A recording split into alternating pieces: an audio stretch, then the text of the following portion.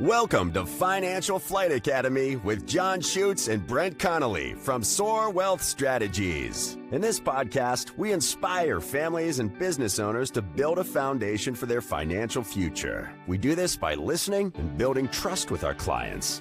Join us for this journey where we explore ways to protect your nest and live out your dreams as John and Brent draw from years of experience and guest experts to help you take that leap of faith.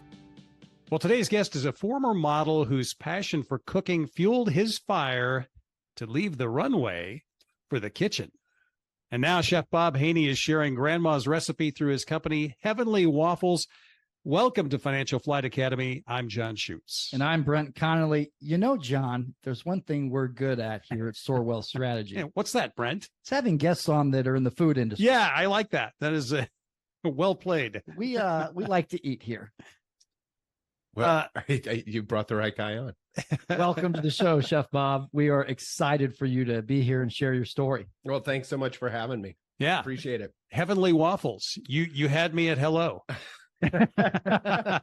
So Heavenly Waffles was originally a product called pancakes. Brent, you saw the pancakes box. And so what it was is I have kind of a tumultuous childhood, and my grandmother was my rock and my foundation. And so one of my earliest memories was standing over a stove on a step stool, helping her make Thanksgiving gravy. And so anytime that I was with my grandma or my grandpa made really good sandwiches and soup, and my grandma did everything else. And so I just always gravitated towards the kitchen. It was my happy place. And I won't go into my childhood right now, but I'll just kind of explain the process of how this product came into play. And so when my grandma turned 80 years old, she kind of quit eating, and she was living here in Omaha and I was living in Kansas City. And once a month I would drive up and cook for her and play cards with her. And back when I was a smoker, we'd sit around and smoke cigarettes and play cards all day. And I would think, man, thank the Lord I was able to quit that. But I would fill her refrigerator with food. And while I was there over that weekend a month, she would love a product, a recipe that I created using some ingredients of a pancake recipe she made and some ingredients of a pancake recipe my mom made. And I combined those different ingredients. And one day there wasn't one of the ingredients, which was sour cream, but there was yogurt in the refrigerator. And I'm like, oh, that'll work. And so that's how that recipe was created. And so over the years, I just kind of tweaked it so it was constant. I modeled for 15 years and ended up the first 7 years I bartended and waited tables and modeled like most every other model or actor. Finally, Brent, someone who can go toe to toe with me on the looks category. Okay, now let's. It's about time. Stop it right there. Okay, all right. This is too good. Okay, so wait, real quick, yeah. So, is this Heavenly Waffles? Is this a packaged product? Is this do I have to go to a store to eat a Heavenly Waffle? So we have them in restaurants, coffee shops, training tables all over the country. The University of Nebraska serves them to all their athletes. University of Tennessee serves them to all their athletes. University of Miami is starting to serve them to all their athletes. We just picked up the University of South Florida. Got a call today from one of the chefs at the New York Jets, and so hopefully we can pick them up. We cooked for the Phillies minor league team and rehab facility last Wednesday in Clearwater, Florida. We did an HSN episode last Tuesday in St. Pete. Wow. But now you wouldn't normally think that. Sorry, Brent, you got me going with food. No, I know. So you wouldn't normally think that a training table food for these professional athletes would be a waffle. So Sure. Let's tell me about why that is. Yeah, right. So the reason that why athletes like Heavenly Waffles, or everyone else likes Heavenly Waffles, is we're replacing 40% of the traditional flour with 40% dry yogurt. And by replacing that 40% of the flour with dry yogurt, the texture, consistency, mouthfeel, not only is that so much better and do they taste so much better, but when you eat a pancake or a waffle and you feel like you need to take a nap, you don't have that hypoglycemic reaction with Heavenly Waffles. And so it's good pre and post workout. And like I said, you don't have that feeling like you need to take a nap. And so, we know that feeling. Yeah. And it's and I'm not.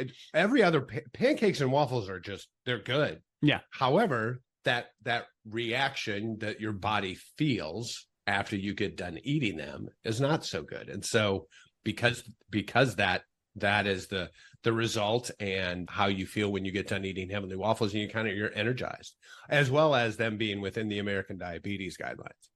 Well, so this is okay. Let's back up the wagon a little bit here, Brent. It's a great success story, and we're going to talk about it a little bit more. But now we're really going to find out about Chef Bob. That's right. Let's move back just a little bit. So Okay. you grew up in Omaha, right? That I did. Interesting childhood, and eventually moved to Yankton, South Dakota. I Talk did. a little bit about that. So I like I might have mentioned, I have 10 marriages and 9 divorces between 3 of my parents. Wow. So it was kind of a tumultuous childhood. That was kind of why I spent so much time at my grandma and grandpa's, because they were like, that was my safe place. So my first stepdad got custody of all of us kids because he made my mom out to be kind of an unfit mother. However, she wasn't, but he had a whole lot of money. And so he told her that if she tried to contest for custody, that all of us kids would end up in, foster care. Right. And she'd never see us again. Oh, So she didn't go to the custody, I guess, the case or the custody hearing. Mm-hmm. So he got custody of all of us, my 2 younger adopted brothers and my sister and me, for 6 years. And he was a abusive alcoholic. And so it was kind of a nightmare that 6 years. And so when I was old enough to decide whether or not I wanted to move to live with my mom, which I did the day they got divorced anyway, my sister and I packed up and moved to Yankton, South Dakota. She was having an affair. You'd find solace in another man's arms, because she was in the type of relationship she was in, and she was having an affair with the tennis pro at the country club who was putting himself through medical school, who became an anesthesiologist, who used to guard Dr. J and Dave Cowens because he played basketball at the University of New Hampshire. It's literally, I know, It's crazy. I know. It's nuts. I mean, It's our first Dr. J reference on Financial Flight Academy. Yeah, exactly. but it's, I know people are like, you're making this up. I'm like, I don't have that vivid of an imagination. I really don't. And so anyway, so that's how I got to South Dakota. And I moved to South Dakota when I was 13, graduated from high school from there, moved back down to Omaha and played baseball on a Summer Legion team, West Side Summer Legion team. Probably the best team I ever played with. Go Warriors. They were Another West Side guy. Oh, yeah. Shout out There to we go. Brandy Peterson All right. Paul out there as well. Everybody else, he's throwing up the W. Okay, go ahead. Here Go we ahead. go. Yeah, Now- whatever. You're being very modest, but you excelled at baseball. I was pretty good at baseball. I walked on at Nebraska. However, when I walked on, so I knew how good these guys were, and I had never sat on the bench before in my life. And so when I got there, and keep in mind, all of the position players on that team played Division I baseball. They were amazing. I mean, they were so good. So they were like, who are you? And why do you think you get to play with us? So like the first 4 games I sat on the bench, and Paul Myers, who a lot of people know. Yeah, absolutely. Amazing. Probably one of the best. He And his son is now currently Jake, with the yeah, Houston amazing. Astros. Yeah. Paulie was probably one of the best players I ever played with. He played center field like he was out there running around like a deer. I mean, he caught up to everything, but he happened to be pitching. He was a junior. He was a year younger than I was. That year, he threw back-to-back no-hitters. I mean, who does that? But anyway, so he was pitching. We were playing against Ron Colley, and so we were losing, and I was sitting on the bench. And so Frank Ryan, who was our coach, was like, well, I guess this is as good a time as any to see if this kid can play. So I came in, shut him down, ended up hitting in the winning run, and they were like, okay, he can play. So I walked on at Nebraska because throughout my whole high school career, we only had Legion ball in Yankton. Yeah. You know, I had no. But a great baseball program up in Yankton traditionally. It was Rapid City that they were good. Yankton. Well, yeah, but yeah, okay, all right. But Yankton. But so anyway, so when I walked on at Nebraska, I was kind of, how do I put this lightly? I like to smoke pot back in the day. Okay. And so Not part of the regiment. No, it was not Yeah. part of the training process. Yeah. But so the first day of tryouts, and there were like 250 walk-ons for 2 positions. I didn't hear, because I wasn't paying attention, the coach say that the cut list will be outside the athletic room door every day. Just, go check and see if your name's still on it. I never went and checked on it. So the last day of practice, or the last day of tryouts. Now, keep in mind, these, the walk-ons were just kind of disappearing, and I didn't know where they were going. I just figured, it was like a dance contest, and they came and tapped you on the shoulder. And so, okay, you can go. You don't have to come back. And so the final day, there was another pitcher, Kurt Thomas. He was from Columbus, who I'd befriended. And the final day, Sanders said the final cut list, and the players, the scholarship players and the regular team had started showing up and practicing with us. And so Sanders said, okay, the final cut list will be outside the athletic room door, as it has been every other day. And I looked at this kid. I said, have you been going to check? He goes, no, haven't you? And I'm like, no, I didn't know. I thought we cut these two knuckleheads weeks ago. It's the George Costanza defense from Seinfeld. That he thought that was real. I'm still here. So, and I made the team. So we practiced a couple of weeks, and I was supposed to start the first inter squad game. And Ray Tromba, I think his name was, the pitching coach. He said, you're starting. My high school girlfriend at the time thought she was pregnant. And so I was like, I've got to go back to Yankton. And I told him the situation. He goes, I wouldn't do that if I were you. And I was literally so embarrassed and so ashamed. I just never went back. Oh. So then the next year I played, I had a fun freshman year, ended up in rehab after my freshman year, went and played baseball at Iowa Western my sophomore season. Apparently my first stepdad, had a scout come look at me, and he didn't tell me this until I was 39 years old. When I moved back to Omaha, he goes, did I ever tell you I had a scout come look at you during your sophomore year at Iowa Western? I said, no. I said, well, what did he say? He goes, well, if you needed 10 stars to make it to the major leagues, you had 9. I'm like, well, thanks for would have been nice to know. Sharing that with me. Wow. And so that was when I dropped out of college, quit playing baseball, and followed my now wife to Arizona. And so my baseball career was over at that point. And so I ended up moving to Arizona. And now this is where we get to the really fun part of the story. Hold your breath out there. This is how we get into modeling. This is how I got into the modeling. Well, save that, because we'll talk about that when we come back. Hey, sorry for the interruption. I know you're listening to the podcast Financial Flight Academy, and we are so happy you're here. If you have any questions, please head over to soarwealthstrategies.com or the show notes to find out how to reach us. We would love to hear from you. Well, we're back with Chef Bob Haney of Heavenly Waffles on Financial Flight Academy. And, the burden of being an extraordinarily good-looking human being, I know this burden. So, Bob, how did you I'm sorry, Bob. No comments. All right, Bob, how did you get into this modeling gig? So I had broken up with Kathy, my wife now. We were 20. Who's sitting here, by the way? Hi, honey. We were 21 at the time, and we just kind of went different directions. Neither of us really can even remember what happened, but we had broken up. Kathy looks like she can remember. Yeah, I'm sure. I'm guessing you were a jerk and it was your fault. But it had to be. He was young and it had to do with his problems that he had previously with the baseball. Yeah, there's correct. Yeah, exactly. And so I was, and a lot of my stories back in this era started with I was drunk in a bar.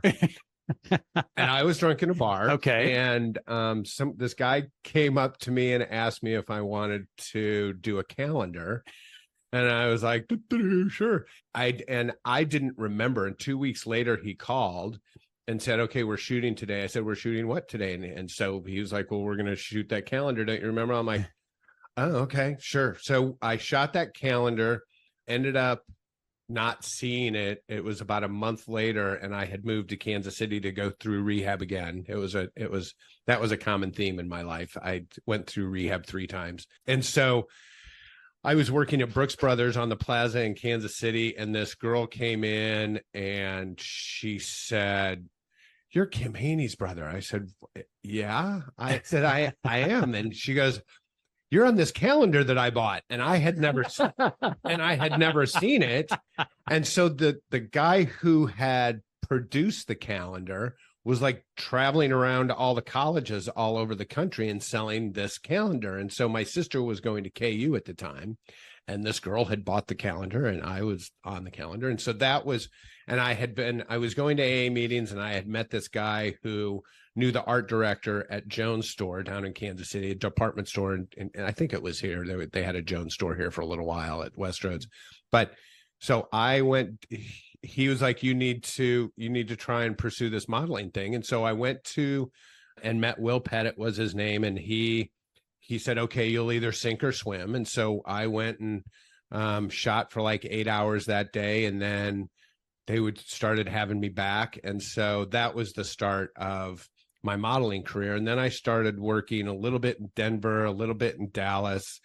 And so for 7 years, now I wasn't making enough money for it to be full time. Yeah. So I was bartending and waiting tables and living that life. And so I ended up, after 7 years, going up to helping a friend of mine move to Chicago. And I went up to Chicago and went and saw some agents, and I couldn't get any agents to represent me because all of my pictures were just kind of catalog pictures. There was no editorial stuff or anything that GQ looking to wow any of the designers. So, and to be honest, I had no idea who any of the designers were. I got to work with pretty girls and get paid for it. And so, so I met, there is another name for that, but anyway, continue. Go ahead. I ended up meeting a woman named Marie Anderson Boyd, and she was the woman who discovered Cindy Crawford. And so she owned an agency in Chicago and said, your portfolio isn't where it needs to be to compete in the market here, but here are the name of 6 photographers down in Miami. Go to Miami and test, and then come back and we'll see if we'll represent you. So I ended up in Miami. About 3 weeks later, I met a woman. I would get up in the morning and go run along the beach, go have an espresso or a latte and smoke cigarettes. And this was my life. And read the newspaper. And one morning I met this woman, Rosalina Mattini was her name. I don't know how I remember all of these people's names, but Rosalina Mattini and Jacopo Atro. And Atro Textiles sells all of their fabrics to like Armani and Versace and Valentino and Hugo Boss and Dolce and Gabbana and all these people. And so it's the son. I think he now runs Atro Textiles. And she goes, she said to me, have you ever worked and modeled in Milan before? And I was like, no, not yet. And so, hasn't everyone? Yeah. And so she handed me an envelope. She said, we're going to Acapulco for a few days, but here's an invitation to a friend of mine's New Year's Eve party. Just go and tell him that you're a friend of ours. And I was like, okay, cool. So I get back to the pension I was staying at in Miami, and I open it up and it says, you're cordially invited to Prince Egon von Furstenberg's New Year's Eve party. Prince.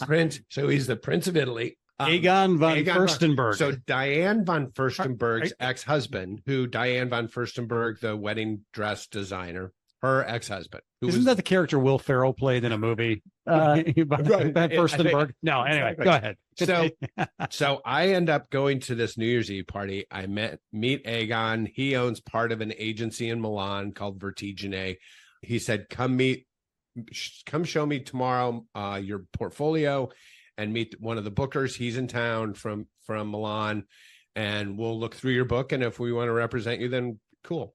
So I go to his amazing on the beach home, and they're tearing my portfolio apart and pulling pictures out and mustaches. This will not work and blah blah blah. And so they take some of the pictures and they say, okay, we'll show our board and we'll get back to you. And so 3 days later, I get this call saying, okay, we want you here tomorrow. I'm like, wow. You what?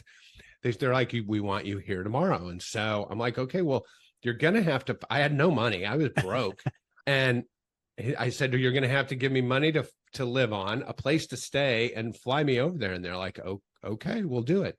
Now, I had to pay all that back once I got there and started working, which was fine. But so 3 days later, I get on a plane, I fly to Italy.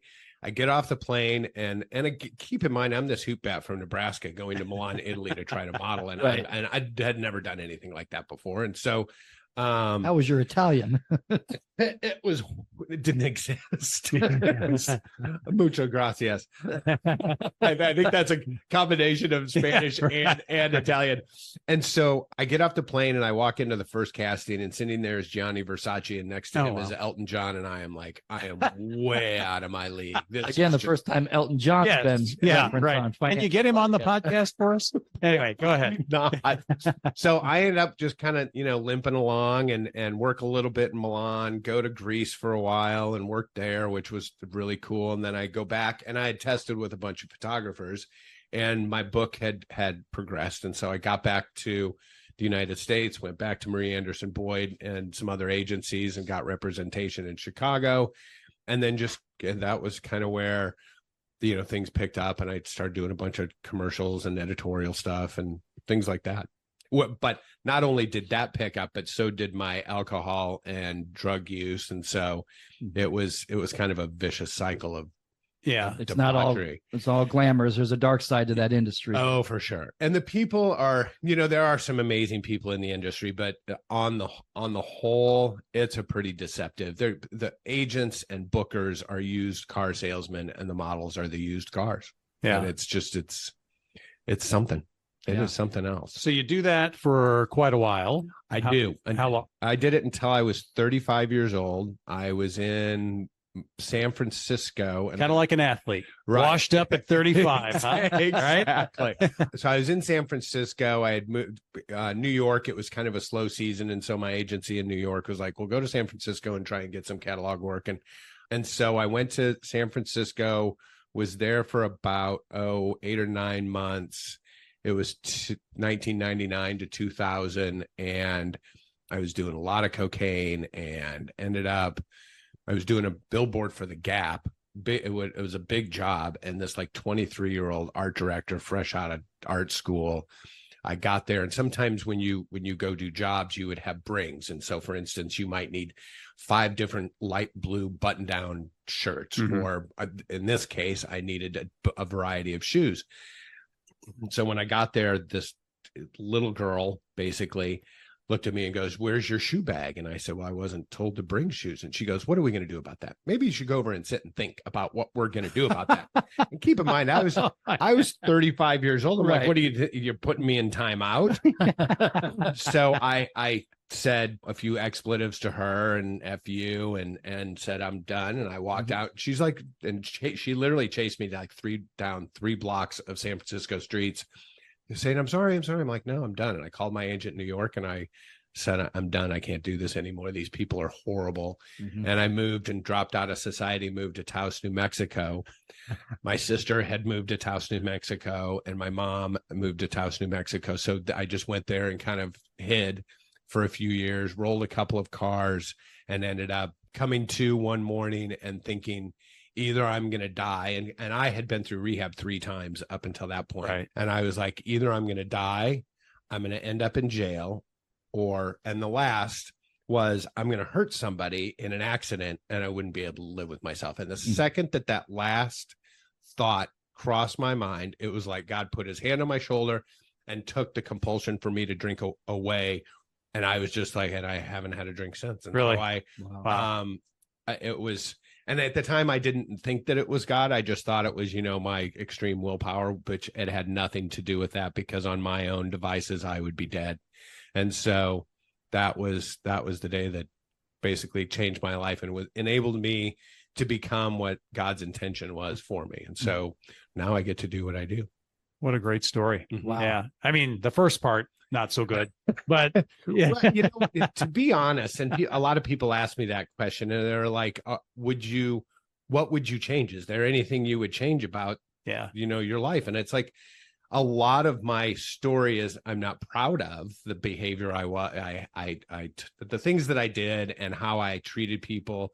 I'm not proud of that, but it made me who I am today and got me to the place that I am today, and enabled me to do what I love and love what I do and do what I love and make people smile every single day that we go out and share Heavenly Waffles with people and surprise people, because they're so much different than any other pancake or waffle mix on the planet. And I ended up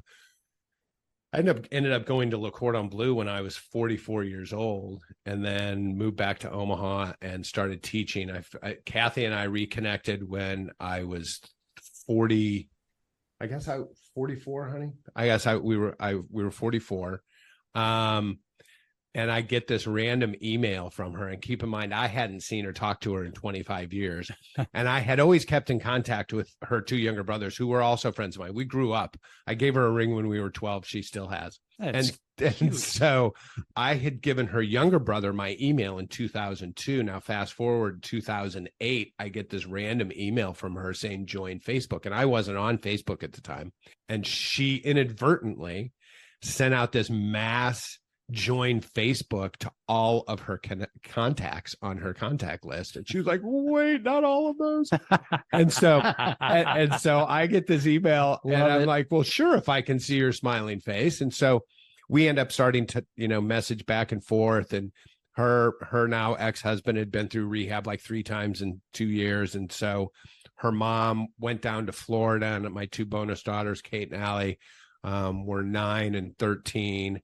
And her mom said, you're coming home with me. So they moved back from Florida to Omaha. I, again, followed her back after I graduated from Le Cordon Bleu. And here we are. Wow. Wow. You parted my hair there, Bob. That is quite a story. It's kind of crazy. It's kind of crazy. So what's next now for Heavenly Waffles?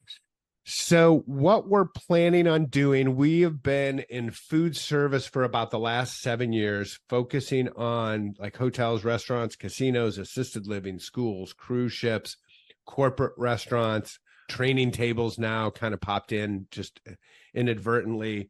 We've been vetted and cleared to start selling our mix to every Major League Baseball training facility, every spring training facility.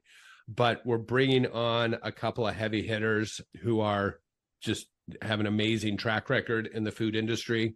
And so we're gonna dive into retail in the next probably 4 or 5 months. We were in the R&D kitchen about 2 weeks ago, came up with a few new SKUs. We're going to be doing some flavored Heavenly Waffles. We're going to be popping up our protein content from 7 to 12, just to make us a little more competitive in that arena. And then go Sprouts is kind of hopefully one of our target markets, Whole Foods, natural grocers, and then just go from there, kind of take over the waffle industry. So you're not retail yet. The average person can't go out and we have a few Heavenly Waffles or go online and buy them. You can go online and buy them. You can get them. There's some boutique stores. You can get them at NC Fit right around the corner. Our son-in-law owns NC Fit. Son-in-law and daughter own NC Fit right around the corner off 168th. You can get them at Rexius Nutritions. You can get them at the Table Coffee Company down in the Old Market. You can get them at the Lighthouse Cafe in Bellevue. Okay. You can get them at Karma Coffee. You can get them at Ellsworth Crossing. You can get them at Nelson Produce Farms. Is there a website where folks can find you? Heavenlywaffles.com. Go there and say you heard us on the radio or on the podcast, and then we're going to be at Lanahaw Nursery. Radio only wish they had us. So we're going to be at Lanahaw Nursery this Sunday from 11 to 2, serving up chicken and waffles with the fennel sausage gravy. If anyone's out and about, it's very good.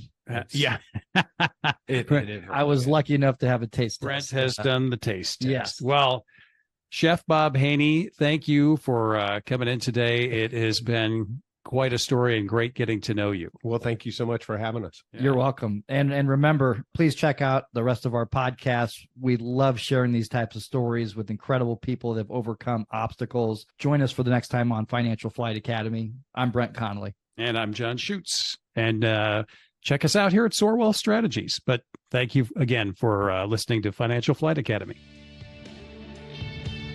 Thank you for listening to the Financial Flight Academy podcast. Click the follow button to be notified when new episodes become available. Visit our website at soarwealthstrategies.com or give us a call at 531-867-3400. And don't forget to click the follow button to be notified when new episodes become available. The information covered and posted represents the views and opinions of the guest and does not necessarily represent the views or opinions of Soar Wealth Strategies. The content has been made available for informational and educational purposes only. The content is not intended to be a substitute for professional investing advice. Always seek the advice of your financial advisor or other qualified financial service providers with any questions you may have regarding your investment planning. Securities and advisory services offered through Commonwealth Financial Network, member FINRA SIPC, a registered investment advisor.